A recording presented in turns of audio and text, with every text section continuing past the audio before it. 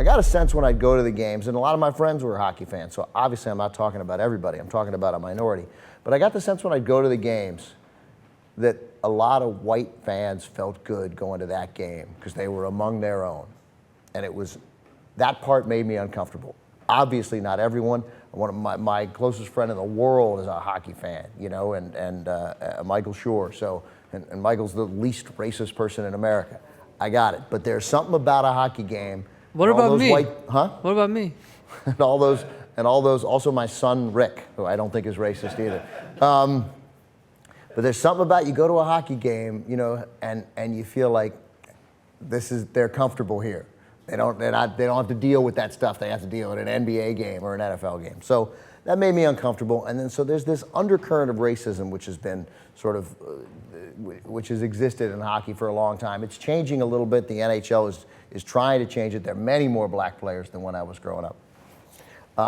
But we got a little glimpse yesterday after the conclusion of what was a wonderful series, the first series in NHL history that went 7 games where every single game was decided by a goal. 4 of them went to overtime. Clearly a gripping series. Great series. Between the Bruins, who I think were the 2 seed or the 1 seed? One. They were the 1 seed, the defending champs, and the Caps. No, they were the 2. They were the 2. Proving that in the NHL, once you're in the playoffs, it makes no difference. Anybody can win a series, which is, there's obviously some excitement in that. It's a little like the NCAA tournament.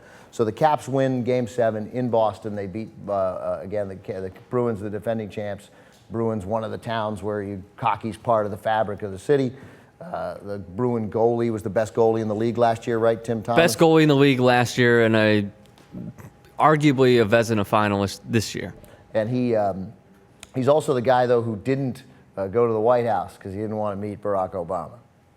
So anyway, Joel Ward scores on a rebound to win the game 3 minutes into overtime, Game 7 in Boston. Joel Ward's Canadian. His parents are from Barbados.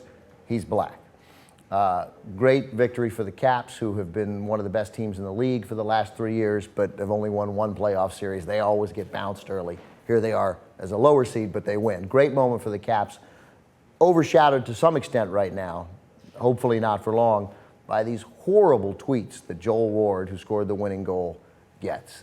What are we going to do? Are we going to show some of these tweets? Because I'm not reading them. I think it's important that you see some of them because I never like sort of mitigating it, but it's as vicious and ugly as tweeting can get. And it's a problem that the NHL has just got to attack the way that the NFL attacks concussions. Like, it's got to be a priority. If you want to get taken seriously as one of the 3 big sports, and you're not, you're 4th. If you want to be in that conversation nationally, obviously it's a big sport, you got it. This can't be part of it. This can't be the reaction that people have after what was clearly a great game and a great series. It kind of reminds me of Kyle Williams, except Joel Ward succeeded. And it's sort of, I don't know exactly what it is, but it seems like from seeing all these people that were tweeting last night, it's like they took pride in saying it. Yeah, they're excited about it. And you were pointing out that some of them look like they're young, and a lot of them look like they're 13 to 16 kids on Xbox Live who will just go off on tangents. And that makes me feel better and worse. It's horrible that 13 to 16-year-olds are using this language. It makes me feel better that I'm not sure they understand the magnitude of what they're saying. They don't. Yeah. That's exactly the problem. But then again, we're not their parents. The NHL needs to, I would say, you can get the way the NBA went after the gay issue. They didn't want that. They didn't want negative stereotypes associated with the language associated around being gay in the NBA. They suspend Kobe Bryant. They run that campaign.